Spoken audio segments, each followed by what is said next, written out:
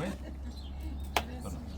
Aldeia nativa, Tizemoleiro engavetado. Conseguem ouvir bem? É, Estamos na casa de um desafortunado moleiro que foi engavetado precisamente por ser pobre, e no Portugal salazarista não se podia mostrar a pobreza nos meios de comunicação.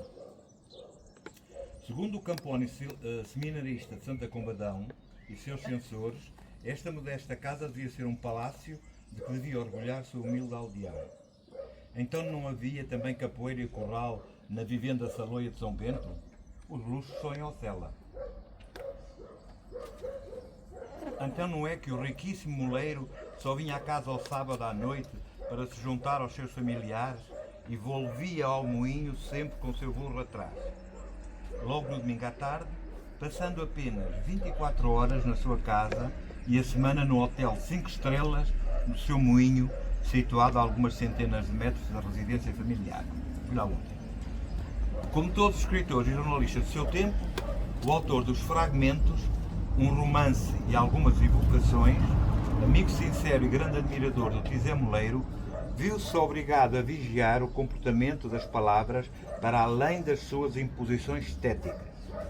Remexendo em textos que se quedaram afinal na escuridão das gavetas, como na de um túmulo, Ferreira de Castro, como todos os outros escritores e jornalistas contemporâneos, foi forçado a submeter-se à tortura da autocensura. O escritor ocelense, como revela no pórtico do seu livro póstumo, em 74, publicado já depois do falecimento dele, resolve dar vida a alguns fragmentos da sua vida literária, laudas adormecidas há muitos lustros, a amarelecer como as madeiras há muito cerradas. O texto deste pórtico está muito significativa e simbolicamente datado de 16 de julho de 1969, dia da partida da missão Apolo 11, que iria levar os primeiros homens a pisar a Lua. Nesse dia resplandecente para o gênio humano, Ferreira de Castro escreveu neste seu texto preambular: estes fragmentos são filho das insatisfações estéticas, tantas vezes torturantes e secretas, que sentem os escritores do mundo inteiro e também das cancelas cerradas perante a liberdade de pensamento que dificultam, há já muitos anos, os passos espontâneos dos escritores portugueses. Que os dificultam de tão persistente maneira que ainda não sei se terão livre trânsito estas páginas que escrevo hoje, dia 16 de julho de 1969. Tudo leva a crer que o livre trânsito lhes foi proibido, pois o que acabo de citar, só 5 anos depois, em 1974, foi dada a estampa, póstumamente, tendo Ferreira de Castro falecido pouco mais de 2 meses depois da Revolução dos Cravos. O parágrafo final do seu antelóquio, no parágrafo final, os fragmentos do romance e algumas coisas, revela que mergulhou outra vez nos textos censurados para retocar, que era o que eu dizia ao Ricardo, para retocar alguns destes fragmentos na atmosfera que explica o seu longo afastamento da luz. Estou a citar. Os fragmentos, um romance e algumas evocações e tal, não podia ser publicado no Portugal ditatorial de Salazar e percebe-se facilmente porquê. As evocações a que o subtítulo alude são o Historial da Mina Velha e as Crónicas da Aldeia Nativa e o Natal em Ocela. O romance, O Intervalo, que é uma narrativa ficcionada das greves em Portugal e em Espanha, tem também como pano de fundo a terrível guerra civil no país vizinho. Além destes indícios criminais, estou eu que digo, mas entre aspas, para o regime fascista, o romance teve como primeiro título, imaginem vocês, Luta de Classes. Era mesmo para ser publicado no regime da altura. Luta de Classes. Creio que está bem patente a razão da autocensura e da não publicação, para evitar a censura que inevitavelmente lhe seria imposta. Se tivesse sido editado, teria feito o escritor de Ocela não só o precursor do neorrealismo, mas sim, talvez, porventura, não o fanfarrão mor, o seu iniciador, o seu arauto, apesar das diferenças ideológicas e estéticas entre ele e os neorrealistas, cuja obra de batismo será Gaibeus, de Alves Radol, que só é publicada no final da década, em 1939. O artigo de fundo para o número natal do século, solicitado em 1932 ou 33, não está certo, pelo diretor do jornal João Pereira Rosa, esteve mais de 4 décadas verdadeiramente engavetado. Enquanto o protagonista, dono desta casa, também foi engavetado metaforicamente. Recorda Ferreira de Castro que o primeiro artigo evocava a figura do tio Zé Moleiro e a censura cortou-o. Jamais compreendemos porquê. Talvez por alguma frase mal joeirada, já que o solitário homem da azenha, falho de imaginação, temente a Deus e às autoridades, ao abade e ao regedor, aceitava como totalmente normal e justo o mundo em que ele e os outros residiam. Mesmo sem amo, trabalhava dia e noite, servo de si próprio. Uma bela expressão, servo de si próprio, dormindo de ouvidos sempre atentos à alimentação das suas mós, que durante a semana jamais deixavam de rodar. Conhecia-lhes muito melhor o significado da mais pequena diferença nos ruídos do que um médico as doenças respiratórias pela auscultação dos brônquios e dos pulmões. Aí vocês ficaram aí? Entre! Passa! Passa, que eu espero. Eu nem tinha visto. Está bem, não tem mal. Eu nem tinha visto que eles estavam ali. Estava bonito. Mas eles estão sentados. Onde é que está? Dos pulmões. Retrato carinhoso do moleiro de Ocela, servo de si próprio, como muito bem observa o autor desta crónica. O Natal em Ocela, só quase 3 décadas depois, foi publicado no 1º de janeiro e apenas recolhido em livro em 74, postumamente em os fragmentos. A abrir a aldeia nativa, crónica tardiamente publicada, evocando mais uma vez a autocensura, Ferreira de Castro escreve: receosas as palavras, autenticamente significativas, já não se aventuravam a circular na cooptada de tantos espinheiros, bocas de fogo e armadilhas. E se alguma mais destemida se arriscava, com a tenue esperança de atravessar a salvo a linha de tiro, era inexoravelmente abatida pelos impiedosos caçadores. Os censores salvadoristas são os malvados caçadores da metáfora castriana. O escritor ocelense comenta ainda: desde que delas se desprendesse a hipótese de um sentido duplo, nenhuma escapava, mesmo entre as verdadeiramente inocentes. E todos os escritores jornalistas, modestos que fossem, estavam já penosamente consciencializados quando, em 1932 ou 1933, João Pereira de Rosa me encarregou de escrever o artigo de fundo para o número Natal do século, acrescenta Ferreira de Castro. Continuando o seu comentário, o autor da Aldeia Nativa acrescenta: e como Portugal era, nessa época, uma pátria oficialmente ditosa, que se afirmava ser invejada por todas as outras e por alguém velada dia e noite, à luz eficaz de um candeeiro medievo, para felicidade de todos os filhos, não se justificava alusão alguma aos bairros, estou a citar, folhas de Flandres enferrujada e tábuas apodrecidas, tampouco às crianças farrapadas e de pés nus que enxameavam nas províncias nortenhas, nem mesmo a outras incontáveis aspectos da miséria de um povo ingrato que desfrutava de tanta sorte. Tudo isso constituía a nossa originalidade turística, no fundo, riqueza da nação. Saliente-se a ironia triste, desolada sobre a pátria oficialmente ditosa, medieval, que não tolerava que se mostrassem os bairros de lata, nem os maltrapilhos, as crianças farrapadas e de pés nus, sinais bem visíveis da miséria de um povo ingrato que desfrutava tanta sorte, nem que se vissem nos pobres camponeses de Ocela, que numa noite de consoada, vou citar, pensavam sobretudo nos familiares ausentes, uma terrível mancha negra na gloriosa brancura do país venturoso. Muito menos, a hipocrisia do regime está aqui toda estampada, muito menos tolerava que se mostrassem crianças sujas, misturadas com porcos e cães na lama das congostas durante o inverno. Mas foi impiedosamente impedido de vir à luz, nesses dias felizes, um conto natalício que fora visto pelos censores como mancha negra na gloriosa brancura do país venturoso. Era o Natal em Ocela, em matéria de crítica social, de denúncia da miséria popular, está a muitas milhas de distância da aldeia nativa, ou do historial da velha mina. Já para não falar do incendiário e diabólico romance, primitivamente intitulado Luta de Classes, que é o do intervalo. No país beato, conservador e autoritário, se alguma crítica ideológica se podia apontar ao conto natalício, seria a não ter a mínima referência à celebração religiosa da quadra. Nem presépios, nem árvores de Natal, nem missa do galo servem de cenário ao texto. Só a noite da consoada e a paisagem ululante e lamentosa são temas da crónica. Eu li ontem não, anteontem, essa parte, não há nada escrito oficial. E, no entanto, o texto de Ferreira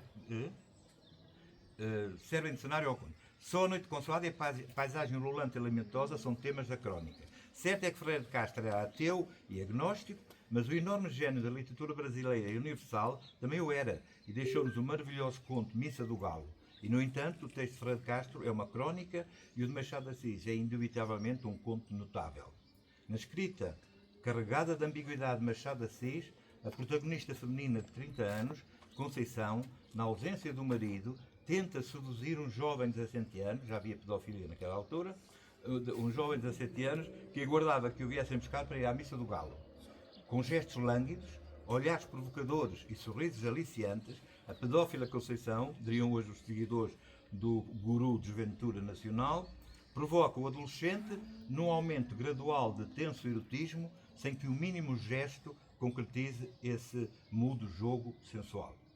Como em Ferreira de Castro, também nada há da festa litúrgica, apenas o marco temporal em que se desenrola o conto, salvo a exceção do último parágrafo em que o protagonista confessa em 2 frases. Durante a missa, a figura de Conceição interpôs-se mais uma vez entre mim e o padre. Fiquei isto à conta dos meus 17 anos. Na manhã seguinte, ao almoço, falei da Missa do Galo e da gente que estava na igreja, sem excitar a curiosidade da Conceição. Porque a curiosidade era nele e não era na Missa do Galo. Ferreira de Castro, que viu o Natal em Alcela estupidamente proibido, mostra que não é privilégio seu, pois isso também aconteceu com o desenho sobre a Nazaré, obra de Diogo de Macedo, notável escultor, para ilustrar uma crónica dele próprio. E Ferreira de Castro logo explica o motivo da censura. Um dos pescadores apresentava na sua tradicional blusa um pequeno remendo. Tem razão da previsão para vocês verem o que isto era. E, felizmente, 26 anos depois, Jaime Brasil, grande jornalista e ensaísta que as conhecia, as páginas, do Trabalhar no Século, quando foram suprimidas, pediu-mas para o 1º de janeiro. O censor do Porto mostrava-se mais sensato e corajoso do que havia sido o de Lisboa. O carinho por elas ele sentia, prosseguiu. E se escrevi este capítulo, foi sobretudo para neles dar abrigo definitivo, depois de tanto penarem e de tanto serem absurdamente ofendidas. Em 29 de maio de 1949, estando Ferreira de Castro com a mulher pintora e a sua filha em vilejatura na Bretanha, em Pont-Aven, a segunda pátria dos impressionistas, estou a dizer, Jaime Brasil aconselha o amigo a publicar em França O Intervalo, dizendo que tinha a impressão de que seria um grande êxito, dada essa atmosfera de simpatia. Até é bom para ver a diferença dos países. Explicando a gênese do seu texto, Ferreira de Castro diz que tinha de escrever mensalmente uma larga centena de contos, novelas, artigos, crónicas, folhetins, para não morrer de fome. E é o que diz. Aludindo à inspiração temática dos seus textos, escreve: muitas das minhas ficções natalícias provinham ou continham lembranças da aldeia nativa, a velha cozinha, a lareira, a neve, saudade pelos familiares ausentes, nostalgia dos que não haviam podido regressar e outros materiais comuns à receita dessas terras ternas histórias, era um armazém inesgotável, sentido e vívido, esse das consoadas da minha infância, que deu o Natal em Alcela. Tendo-se esquecido do que tratava o segundo artigo censurado, sobre o terceiro, comenta: recusa-se a memória a informar-me, por muito que eu a incite e lhe repreenda o ouvido, sobre o tema de que me ocupei no segundo artigo, Natal para o Século, que foi também suprimido. Mas tenho aqui, na minha frente, ainda vivas e palpitantes, as provas tipográficas do terceiro. Escrevi-o já fatigado de tanto pisar e repisar a terra que ladeava a muralha, em busca de uma porta, julgando havê-la, enfim, previsto, redigi-o convencido que a transporia, uma certeza que a própria iniquidade do texto legitimava. Aguardava-o, porém, inclemente e inexplicável, contradizendo todas as admissões, uma sentença à igual à que prostara os outros dois. E, num sentido lamento, desabafa.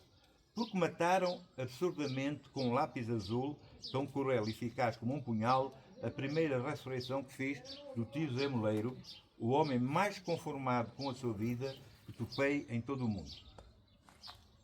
Confessando, isto é ele a dizer, confessando a razão da sua profunda amizade pelo humilde moleiro Ferreira de Castro escreve: o meu afeto pelo tio Zé Moleiro provinha de ele ser, entre todos os demais habitantes, o único que representava para mim a poesia humana da aldeia.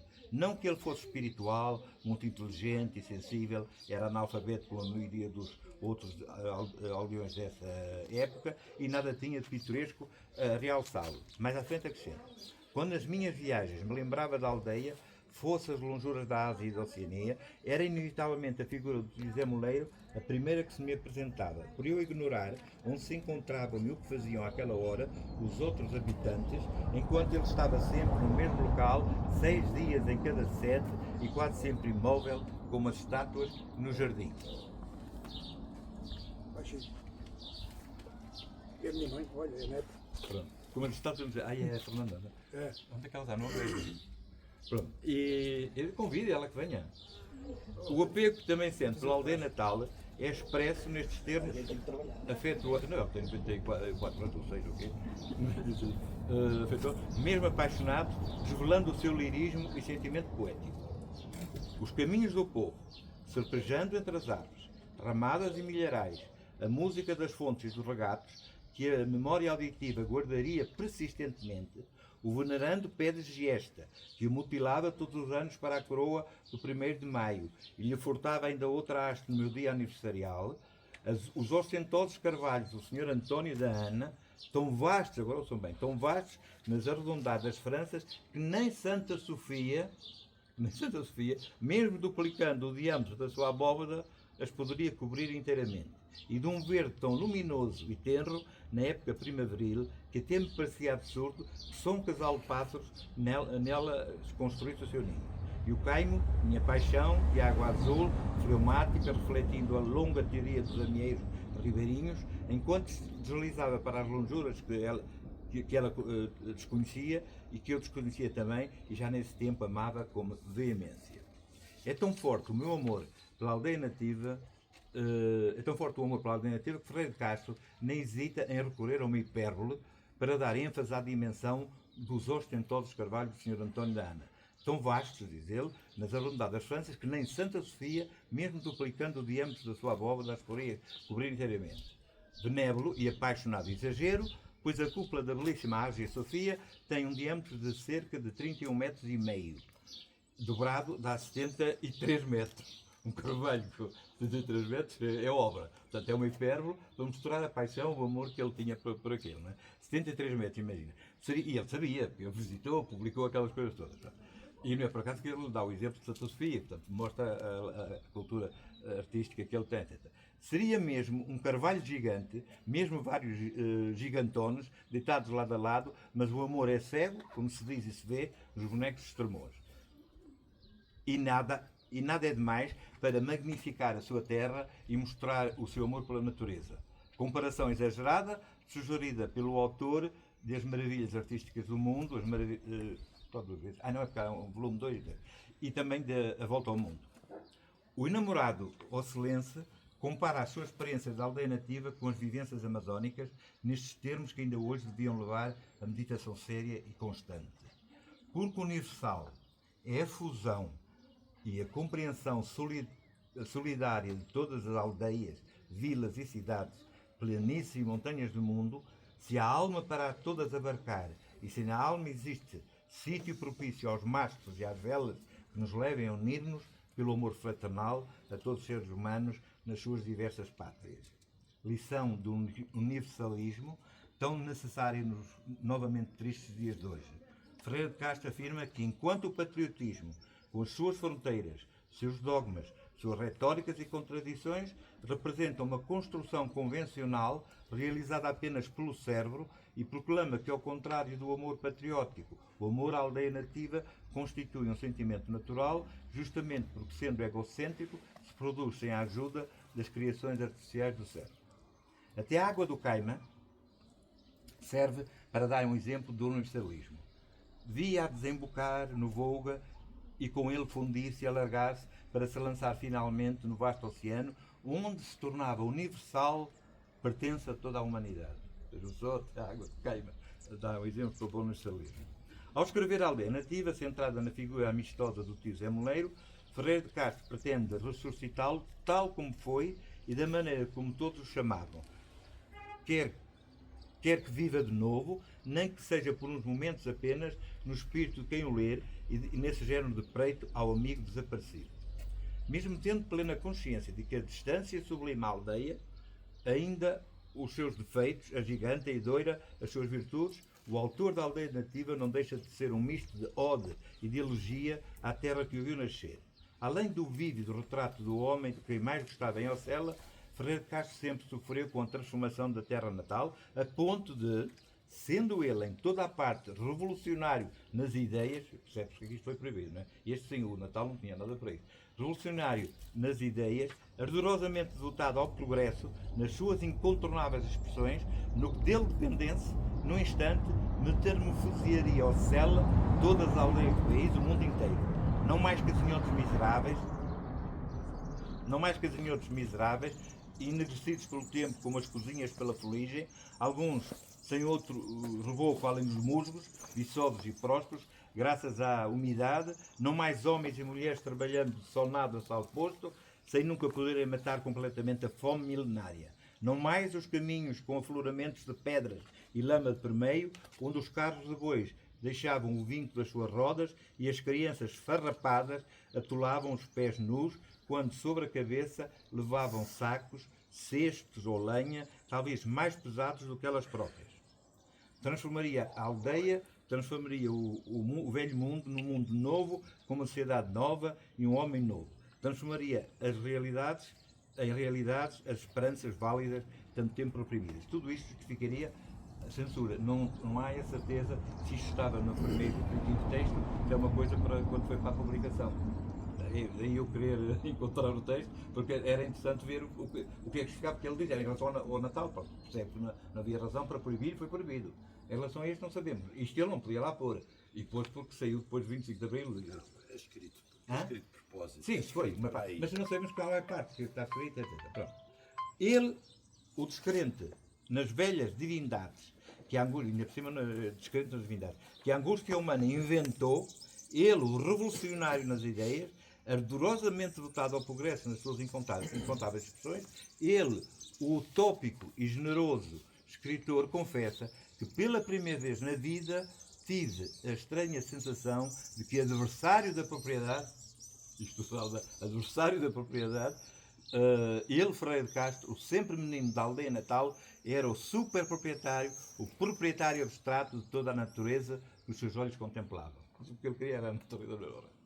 O autor da aldeia nativa também reconhece que a distância sublima a aldeia, anula os seus defeitos, agiganta e dura as suas virtudes, antes de confessar a nostalgia que me torturou durante os 9 anos de imigração, sem o conforto de saber, estou a citar, se poderia jamais voltar, foi dos muitos outros sofrimentos que suportei no espírito, um dos mais cruéis de toda a minha vida.